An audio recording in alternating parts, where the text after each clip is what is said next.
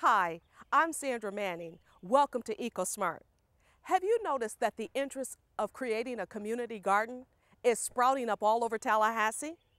Well, in this edition, we'll see children, neighborhood groups, and even city leaders all digging in and getting back to the basics of gardening the old-fashioned way.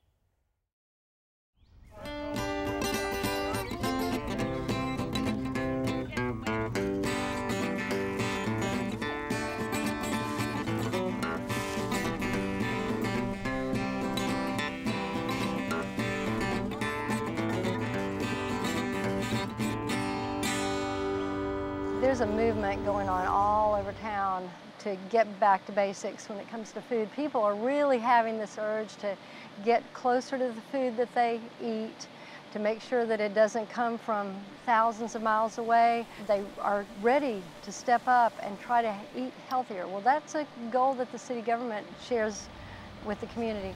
Clemson spineless okra. Well, the Tallahassee Food Network started out with a group of people who were interested in finding ways to deal with the local food system. And we talked about ways to do that, and gardening was one of the #1 ways. And so we said to ourselves, what can we do? We thought we would approach the city and ask the city if they want to partner with us on a collaborative.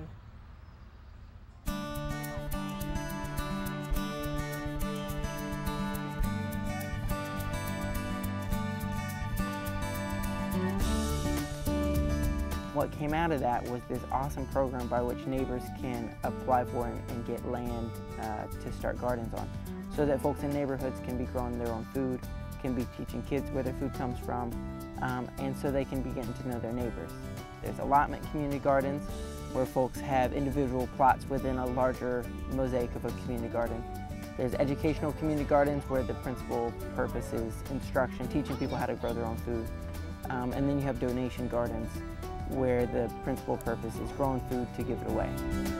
The City of Tallahassee is taking part in it because there's a lot of citizens that have advocated for it, and it's really a citizen-driven project. We're opening up vacant properties, city parks, which are not slated for any sort of future development with baseball fields or soccer fields. It is then the community group, the neighborhood association's responsibility to take on those costs of really doing the work, to provide the boards, to craft that raised bed, the compost, the soil, the seeds, the plant starts, those sorts of things. The size of community gardens is not set in stone anywhere. We do ask that, or we do require, that you have a minimum of 10 participants. Water is essential for any community garden site, and City Utilities Department is prepared to step forward, provide a water meter, the tap installation. We require that folks hand water, and we discourage any sort of irrigation system that may lead to someone flipping a switch and walking away for hours at a time. On a monthly basis, the adopter group will be responsible for a standard water bill just like any citizen would be.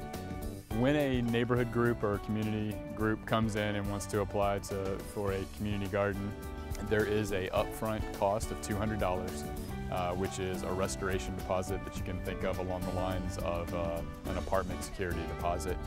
This is to ensure that at the end of a community garden group's time, several years down the road, that Parks and Recreation Department, their maintenance crew, or the city's real estate division, or whoever has sufficient funds to go back in, resod things, and restore the city property back to its previous condition. Of course, if the group takes that on and does it themselves, then the deposit's returned to them. It's a little incentive to make sure that neighborhood groups are really committed to it. This is not a whim over the weekend between a few folks, that this really is a community effort, and people are all in and committed to seeing their garden site succeed. What happens a lot of times when folks get excited about community gardens is they jump immediately to the physical infrastructure. Somebody says, oh, well, I've got access to some compost, and somebody else says, hey, I've got seeds, I've got a hose, let's go build a garden. And what they forget is that first word, is the community of the community garden. So when folks say, hey, I want to start a community garden, I say, well, who's your community, who you're working with? Who's going to take care of it in another week, in another 2 weeks? Who's going to recruit more people to be involved? Who's gonna fill up the ice chest with ice and water so that people have something to drink on the workday? All these are the human infrastructure components of a community garden that too easily get overlooked. And that's actually why the community garden program was written how it was, that folks have to get a team together before they can get access to land. This is my very first crop. I just picked it 2 minutes ago, and I think it's going to be on the dinner plate tonight. Oh, isn't Sue Hansen is our fearless leader. Have to give her lots of credit, and she sent out an email for interested gardeners, and as a true beginner, I said I'd love to join. We followed the 13-page application form. You have to have 10 gardeners sign up, sign waivers of liability, and the Betton Hills Neighborhood Association voluntarily paid the $200 restoration fee. Not only the healthy food, it's the camaraderie, the getting to know your community and your neighbors. We come down here and it's all ages. We have the grandparents and the little ones. The little ones get in there and spray and learn gardening from the ground up. We have dog walkers who come through this park often. They come by and we interact with them, and we have bikers and runners who come through. There's one runner who said, "Way to go, we've got a garden in Southwood," and it's bringing the community together. It's just the best. It's bridging lines of division, whether that's age or whether that's race or income. Folks in Frenchtown, folks in Southwoods, folks in Betton Hills, folks on the south side, they're all having the same conversation. So instead of us having 1 or 2 new community gardens a year, we could have 5 or 10 or 20 new community gardens in a year. And then you start talking about bulk in terms of the food that you're growing, the connections that neighbors are making, in terms of the healthy food that folks are eating. So it's a really good thing. That's the kind of feedback I'm hearing back. I mean, as soon as one goes in, as soon as you just make it easier, as soon as they get their application, as soon as people figure out exactly where to go to get approval, they're out there.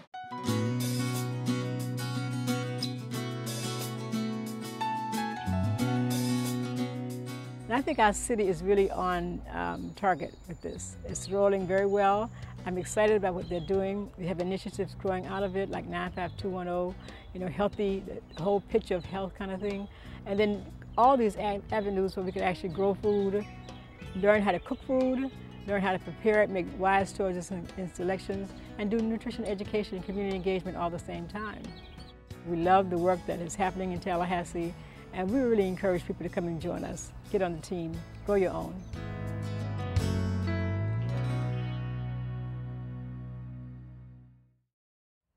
What a great message.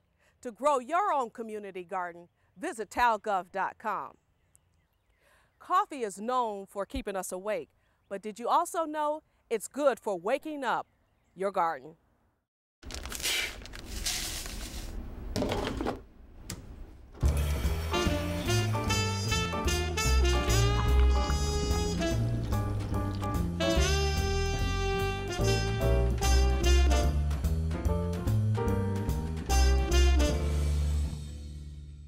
It is estimated that here in City Hall, just alone, that in our waste stream, we generate over 2 tons of wet coffee grounds annually.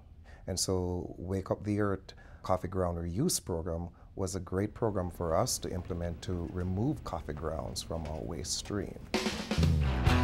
We have a number of employees here at City Hall who are into environmental stewardship and who are into gardening. And so we got with them and we say, if we implemented this program, would you volunteer to take some of the coffee grounds? Is this something that you can use? So on each floor at every coffee station, we have a certain number of volunteers who have elected to take the coffee grounds and taking it home and use it in their gardens. So to the extent that that's not getting collected in our garbage collection system, we, in fact, as a city, we're saving money. I think Wake Up the Earth Coffee Grounds program is an excellent example of how the City of Tallahassee and its employees are leading and setting the example as to how we can green our community, as to how we can be great stewards of the environment. It doesn't cost a lot. It's just about a different thinking about how we use earth resources and about how we conduct our daily lives and how we conduct city business.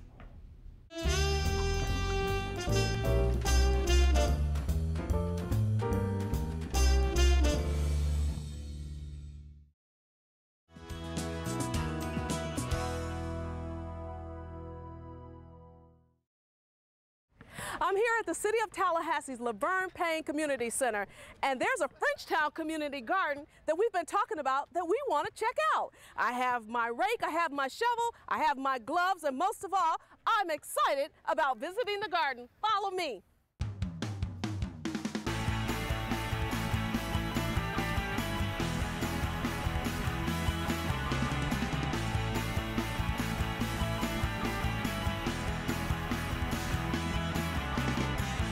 How long have you been doing this? This garden has been here since 2007, and you know, minus holidays and rain days, I've been here once a week since then. The reason I wanted to start this and get involved doing this was to show people where their food comes from. We go to the store and everything's there and it's nice and pretty for us, and we take it home and we eat it, and people often forget that someone had to grow it, what it takes to grow it, what the plants look like, when to plant it, how to eat it. So basically just wanting to show the kids where their food comes from. Do they taste like the strawberries in the store? Yeah, but better. But better? Because it came out of fresh garden. So have you noticed the difference between the food that comes out of your garden versus the food that comes out of the store? What's the big difference, you think? Well, it's more fresher and then the food that's in the store. Because the food that's in the store, that's been shipped, you just sit there. And you're absolutely right. And plus, I'm serious. Plus it's this natural. Tastes much better than the strawberries in the store. Because the strawberry in the store, it tastes kind of... Yeah, these are grown with love. And natural. These are natural strawberries. Yes, and what we grew with our own. Yeah, oh, that's nice. All right, Miss Manning, this is one of the famous Frenchtown garden wraps. We are taking our onion, some green onion. We've taken some lettuce, some bib lettuce, some mustard greens. All right, now try this. Okay. This is a late spring green wrap that we do. And what am I eating? What? Lettuce, mustard greens, and onion. Okay, mustard greens. Mustard greens, raw. We're a bunch of raw foodies around here. Pretty good, huh? It is pretty good. Any pesticide on this? No, this is so Damayan Garden Project, the group that helped create this garden. We do all organic gardening. So we use lots of compost. I can show you their compost piles over there in a little bit. Yeah, so we have a rotation. Yep. You want to tell them about our rotation? We start from here. We start over here. You see, this is last week's. These are the weeds from last week that we threw in there. And it didn't. We let this pile get real big, and then we flip it over to here, and then we flip it over to there, and then by the time we flip it over to here, we got dirt. It's a compost cycle. Where's the dirt go, kids? In the garden. It goes in the garden to feed our plants. You think you've learned a lot? Yes. What are some of the things you've learned? I learned one thing, that if you throw something in there, it'll turn into dirt. So composting. I learned about how to grow different plants, how much to water them, and how much, how many, what kind of things you can or cannot eat, and when it's right, when it's time. And I learned how to tell a plant so to fit the leaves and stems. We talk about a sense of place, but this seems like this gives them a place to come in the community, and it's a shared endeavor in the community. Oh yeah. So it seems like the ownership is there. Oh yeah, they every Thursday they're out here with me, and we're all interacting. One thing with the garden is it's not just growing the food together; it's having people, that maybe wouldn't interact with each other, coming together and interacting and chatting. A lot of times we just sit around and chat and just have fun and eat really good food. So they'd rather do that. You could be playing on swings and stuff. But I don't choose to do that. Yeah, we're going here every Thursday. Why? Why I don't choose it? Cause you might can learn more stuff than on the swing. While you on the swing, you Just can sit there being bored. and you can just come in the garden and have fun and helping out and explore and learn new stuff. Really? Some of the kids have, started really little, and they're much older now. And some of them are too cool for the garden anymore. Some of the guys out there on the basketball court. But really, when something good is getting ready to be eaten, they come over and join. They're over here and join us just like old times. What kind of garden is this? I love gardening. Oh, wow. I love you guys. Me too. I'm proud of you. Okay. You are doing a wonderful job. Okay, you guys go have fun. Thank you. Bye. Bye. So before I leave, can I get some greens to go? Here you go, Sandra. Oh, thank you, Mark. You're welcome. This is great. Come back anytime. In a couple months, we'll have tomatoes. Maybe you can try some cucumbers, and you can have a wrap with mustards, tomatoes, cucumbers, Mark, and pepper. Thank you so very much. You're welcome. Okay, I can't wait to get home and cook these. Yummy, yummy.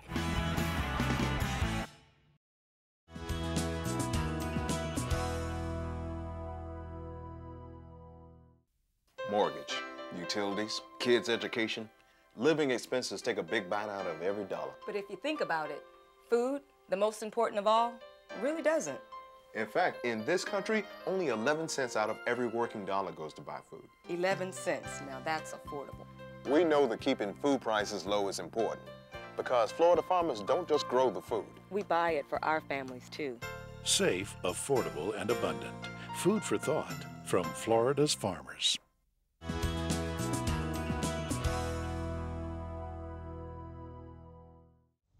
Welcome back. Gardening is spreading its roots throughout Tallahassee, and kids are planting seeds and learning where their food comes from.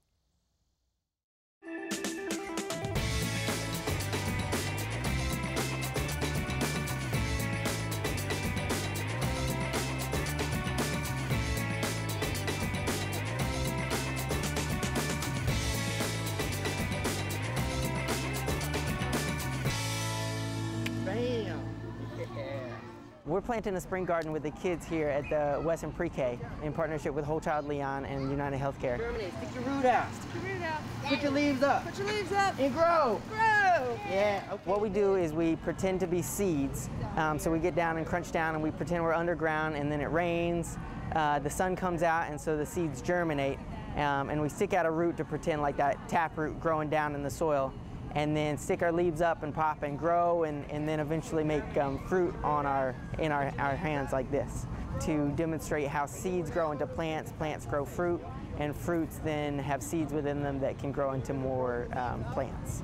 And you're gonna grow. One of the things is this is such a timely activity that we have today, because our core curriculum is Imagine It Pre-K. And with the Imagine It Pre-K, this week we're starting the unit little by little, and it's growing plants. You stick your hand down in there? And so it gives the kids the hands-on opportunity to see how you can grow things and take things from seeds and then from plants and then actually eat them. Good job. You know, it's really interesting because a lot of the kids think that you just go to the grocery store and that's where things grow, is at the grocery store. So for them to have this opportunity at such an early age, we're just real excited. Here's what I'm gonna do, is I'm gonna pass out plants, and I need you to hold them by the root balls, not by the stems or by the leaves.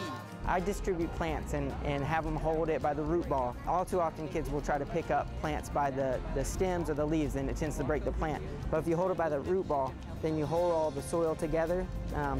You dig a hole, you put the plant down in the hole, you fill the hole back in, and then you firm the soil in around it so that you eliminate the air holes so the roots don't dry out. Good, that's beautiful. So today we planted okra plants, tomatoes, peppers, cucumbers, and sweet potatoes. And the main job after we plant is going to be watering, a little bit of staking. Every once in a while they'll need to come out and check for pests and critters, but really there's not a whole lot. If you're starting with a raised bed full of really good compost mix, then stuff grows like crazy, and because the plants are growing in rich soil, they are not stressed, so they tend to attract fewer pests. So then what they'll do is they'll come pick, and we'll do some food prep with them, and they'll be eating good vegetables. We're trying to get them to look at fruits and vegetables as a way of eating snacks instead of just candy and popcorn and Coke. So this is really a good opportunity for us. Perfect. All right. Kids who grow their own food tend to consume more vegetables, and it all fits into Whole Child Leon's 95210, which is the 5 tenet of which is to get kids to eat more fruits and vegetables.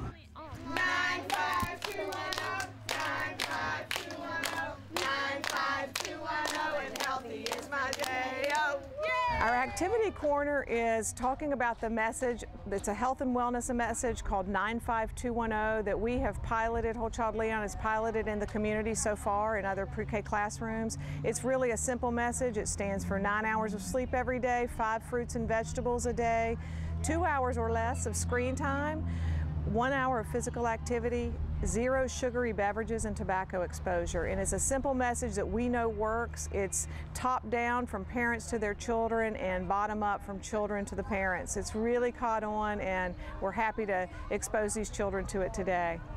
Let's do it! Let's do it! Trying to help them connect that just like plants, their bodies need to be nurtured to grow and be strong. So we are doing some physical activity, and then we're winding it up with they get to plant their own seed and take that home with them and watch it grow and take care of it at home. Have them cover it for you, okay?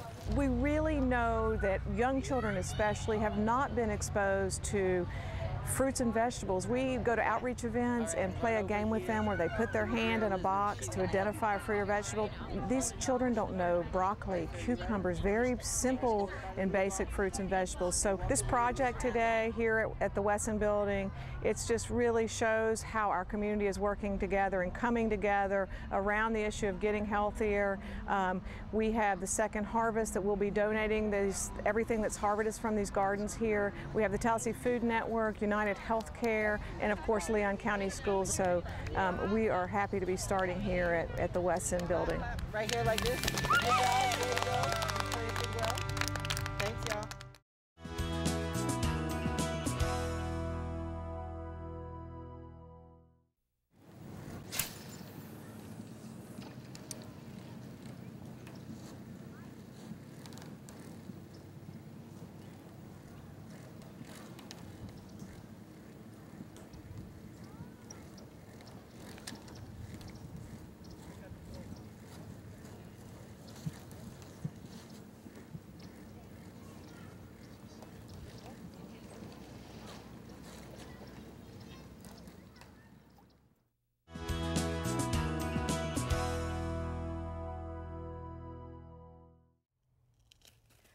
Thanks for staying with us. City leaders are committed to the community, and what better way than putting their green thumbs to the test?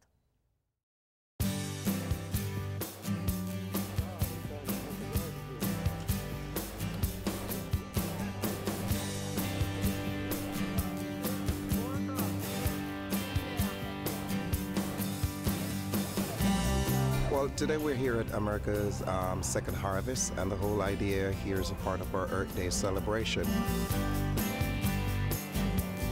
We're focusing on wellness, health, and recreation, and part of our project is working with American Second Harvest to install some raised bed gardens here, as well as edible landscape. I was just trying to convince them that they should come to my house and we can have the same exercise in my front yard. I love these, but I like to see them already in the ground rather than me doing this hard labor.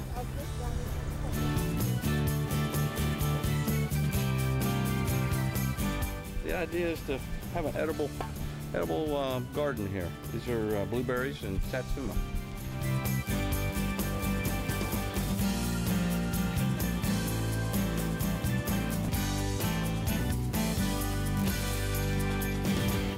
Second Harvest is the food bank that collects and distributes food in the 11 counties that we serve. And so in a lot of ways we act as the wholesaler because we distribute food to other nonprofits and to faith-based organizations that have food pantries and other programs for people in need. We were able to distribute 5.5 million pounds of food last year through our network of partner agencies.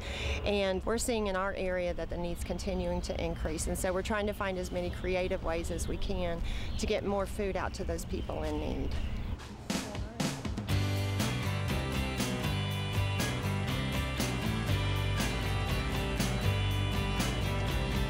Got some mixed soil, mushroom compost, and some good soil donated to fill the bed. Lined with cardboard, filled it in, and then went to work planting. I've done this once or twice, actually. And they used worm castings to put in the hole. This is worm poop, if you will. Worm poop! Oh. That's the secret ingredient.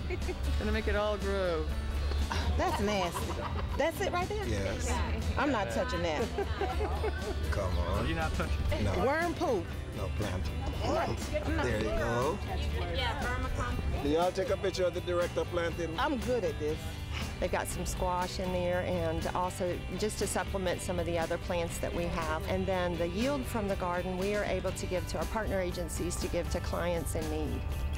Stake in the tomatoes so that when they grow, they'll have something to be supported on. Well, they did a good job getting their hands dirty, and off they went. They forgot a very important ingredient to the whole process. What do we forget? Irrigation. You gotta have water. Plants gotta have water. Coming here, seeing what's being done here, even a little, 4x10 raised bed garden can inspire individuals to go back home, plant a garden, and help to supplement, their diet with fresh vegetables. Well, I was digging in the dirt. As you can see, I hate wearing gloves. I like getting down and dirty in there with it. So we planted some blueberry bushes over on the side and just got in there with them, and got a nice shrub, and it'll be, I'm out of words. So good on that part. We got a chance to plant some squash and all different kinds of peppers, tomatoes, and what I like about today is that it's really going to impact the community. It's going to help those that are really in need, and we had such a fun time doing it. It was great. It's really nice to get out here and know that some people are going to have some fresh vegetables, and that we were able to do it all together as a big group. We really enjoyed it. It's like a real bonding experience. Today I actually worked on planting the edible landscaping. I planted blueberry bushes and some lemon trees, and then worked on raised beds, constructing those and filling those with compost. So down in the dirt, having fun.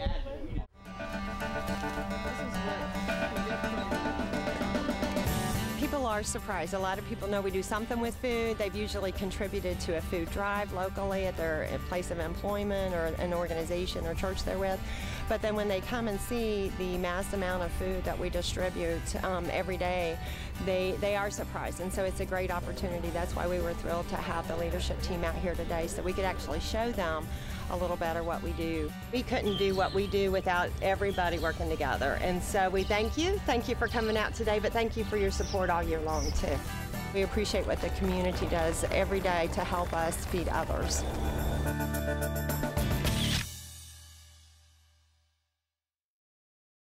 Gardening is becoming more and more popular. It's bringing families and communities together, and it's helping us all eat healthier, while at the same time keeping green in our pockets. Now that's not just smart, that's EcoSmart. For WCOT, I'm Sandra Manning.